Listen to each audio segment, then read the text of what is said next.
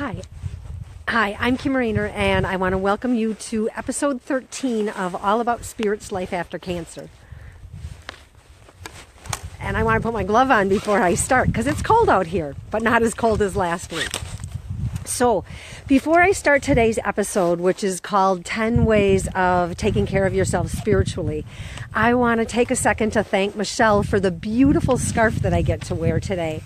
I met with her last week, and actually with her and her family last week, and I got, she commented on the scarves that I wear, and she gifted me with this beautiful scarf. So thank you, Michelle. I absolutely love it. And today's episode is called 10 Ways to Take Care of Yourself Spiritually, and it is dedicated to my friend Jim, who sent me a Facebook message after my last video that says, I need to spend more time taking care of myself spiritually.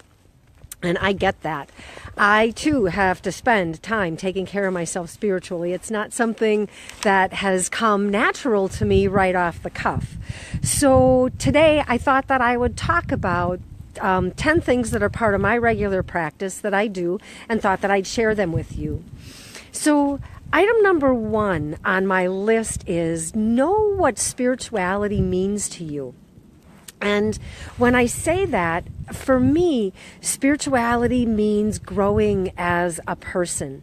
It means getting in touch with the center of who I am. It means connecting to my soul.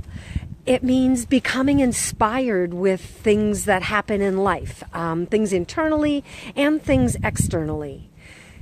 It means becoming aware of the actions that I take and how it impacts me, my environment, the people around me, and also to pay attention to how the different people around me affect me. Just paying attention to all of that stuff. So item number 1 is know what spirituality means to me. Item number 2 is really twofold. And it has to do with education.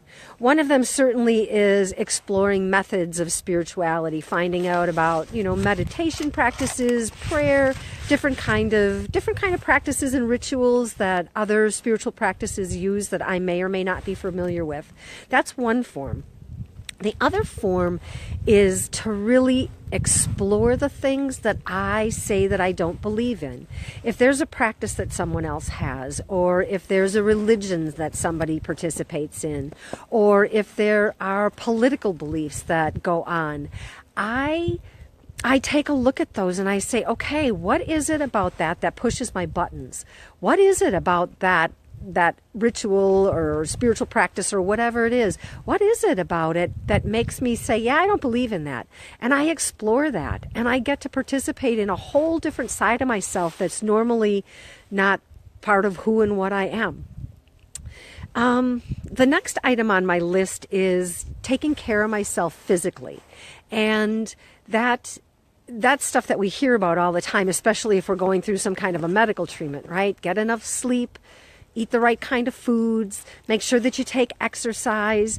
And for me, all of those things really have to do with finding a way to be disciplined. I need to be disciplined in my life, and that's how I take care of myself physically. Item number 4 has to do with being of service. And when I talk about being of service, there's different ways that people do that. Some people are really, really good at contributing money to their causes. And contributing money is great. People need finances to be able to, do the work that they do. But giving the gift of your time or your energy is really a spiritual practice. It is giving of yourself in a way that only you can give. And it's a way that is really heartfelt. It's often inconvenient, and it's a way to share yourself. And there's so many different ways to be of service today. And one of my favorite ways to do it is to find a way to do something nice for someone without getting caught. Because I can get trapped in the idea of getting the pat on my back. Oh, you did this. Aren't you wonderful? Thanks for helping, blah, blah, blah. And to really have it be an altruistic gesture, to really have it be a spiritual practice, doing it anonymously is really powerful for me. The next item number 5 on my list, is finding a way to be out in nature. And it's been really cold here in Wisconsin the last couple of weeks.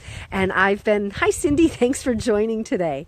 It's been really cold in Wisconsin for the last couple of weeks, and I've been hibernating. So it feels good to be out. It's hard to believe that when it snows it's warmer, but for us in Wisconsin that seems to be the way it is lately.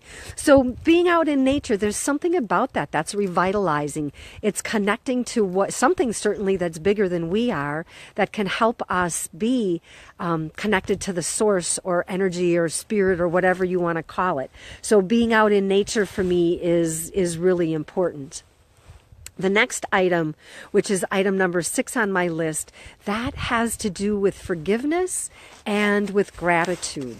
And forgiveness for me is about forgiving other people for the things that they've done, and also forgiving myself for things that I have done or things that I haven't done.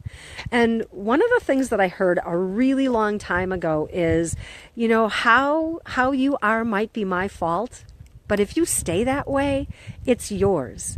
And when I think about that, it's like, wow, if I don't like the way my parents raised me or treated me, or if I don't like the way a husband or a boyfriend or friends treated me, I don't have to stay trapped in the bondage of that. I can find ways to heal from that and to release that. So forgiving myself and other people for, wrongs that they've done or wrongs that I've done, that's a really powerful tool. And then finding a way to be grateful for everything that goes on in our life. When we can come from a place of gratitude, our heart is wide open, and that cracks the door for spirituality. It opens our heart and it opens our space, and it allows spirit, whatever kind of spirit practice you're involved in, it allows it to get in there and to integrate more deeply. Item number 7 on my list is about creating quiet space for yourself. And there's a lot of different ways to do that. Quiet space for me is finding a way to tune into what's going on. It's finding a way to connect to what's happening in my body. If I'm feeling something, can I close my eyes? And can I sense where I'm feeling it? Or can I stand in silence and listen? Just listen to what's happening. When I stand out here in silence, I can hear the snowflakes hitting my coat. I can hear them. I can hear the wind rustling in the trees. Off in the distance, I can hear a car. So can I stand and just be what's going on and be with whatever it is that's going on around me? Journaling is a really great way to connect with yourself. Counting your chews is really powerful. And when I say that, it's like when you eat. They told us, chew your food 100 times before you swallow. Chewing your food and counting it is really a spiritual practice. It's paying attention to all the different sensations that go on in your body. It's really powerful. Yoga, meditation, walking, those are all ways to connect. The biggest point is to find a way to disengage from the gadgets, to disconnect from your cell phone, disconnect from your computer, unplug your TV, and connect to quiet. Connect to something outside of yourself. Connect to other people. Those are all really powerful ways to engage in your spiritual practice. Another thing is to really commit to the practice. This is a practice. It's done by trial and error. There are times that it's not easy. There are times that, there's a million things I'd rather be doing. But the truth is, the benefits that I get from my spiritual practice outweigh anything else that I could ever do. One of the things that I've heard, and I am a firm believer in, every hour that we spend in spiritual practice, that equates to 7 hours of manual labor in the physical world.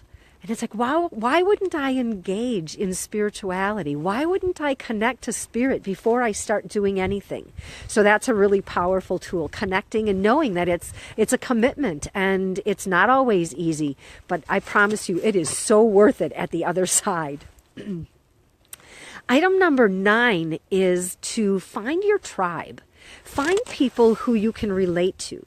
Having a tribe and people that you connect with on a regular basis in spiritual practice, it helps keep you on track. It helps provide guidance when you have things that are going on for you and you need someone to talk to or deal with. It gives you the opportunity to talk to people who are dealing with the same kind of struggles that you're dealing with. Support groups, 12-step groups, self-help groups, all of those things, they all have the same thing in common. You find a way to connect with your tribe. And that's a really powerful way to continue and practice in your spirituality. Going to a retreat, going to a meditation center, finding some kind of a spiritual practice that you do with a tribe on a regular basis is really powerful. If you can't find a tribe that you belong with, consider creating your own tribe. Consider inviting people to your space to say, hey, I'd like to get together and talk about this and do this. Book clubs are a great way to do that. So finding a tribe. The last thing on my list of 10 things is to be kind to yourself. This is a lifelong practice. This isn't a one and done. This isn't a spiritual journey. Isn't I've gotten to my destination. All's good. I'm finished now. It doesn't work that way. It's a lifelong practice. There's going to be peaks and valleys. There are going to be times that you're going to struggle and you're going to doubt and you're going to be skeptical of what's going on. And there's other times that you're going to feel like you're being rocketed into another dimension. And that's all part of the process. And know that wherever you are in the process, it's part of the process. Don't get into blame or freaking out or worrying that you're doing it wrong. It's just part of the process. It's part of the human experience. So my 10 things for finding a way to take care of myself spiritually is, first identifying what spirituality means to me. And then staying in being a lifetime learner in the process of spirituality. Making sure that I'm taking care of myself physically, getting enough sleep, getting enough exercise, eating the right kinds of food. Being of service to other people is number 4. Number 5 is making sure that I spend time to be out in nature. Forgiving myself, forgiving other people is number 6. Creating quiet space for myself so I can listen to myself, so I can listen to what's going on in the world around me and in the world inside of me. Making a commitment to my spiritual practice is number 8. Finding my tribe and spending time with them is number 9. And number 10 is, no matter what I'm doing, to be kind to myself in the process. So I hope that these 10 things give you some ideas or some thoughts on things that you can do to help get more in touch with your spiritual life or your spiritual side. And if this information was helpful to you, I hope that you will like it on Facebook. I hope that you'll share it so other people other people can find a way to hear the information as well. And if you have questions or comments, feel free to leave them at the bottom of the post. And I'll post a recap about the 10 items on my Facebook page either later today or tomorrow. And until we meet again, I hope that life treats you well. Thanks for being here today and make it a great day.